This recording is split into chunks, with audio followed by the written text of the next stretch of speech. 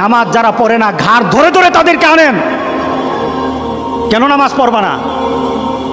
তুমি মুসলমান, এই মুহূর্তে তুমি আমরা এক কাতারে দাঁড়াই, এটা যদি আপনার সন্তান হয় ধরেন নামাজ পড়তে আসো। রাগ করতেছেন? কঠিন করে কথা বলেছি? আমি কঠিন করে বলি নাই। আমাকে বলানো হয়েছে মুহাম্মদ সাল্লাল্লাহু আলাইহি সাল্লামের কথা কঠিন ছিল নামাজের ব্যাপারে। কেউ যদি আমার কঠিন কথাকে কঠিন হিসাবে নেন তাহলে রাসূলকে কঠিন বানাতে হবে।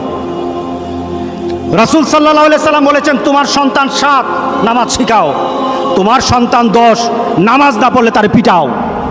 কে বলেছেন? কে বলেছেন? রাসূল বলেছেন। তাহলে রাসূল কঠিন হলেন না?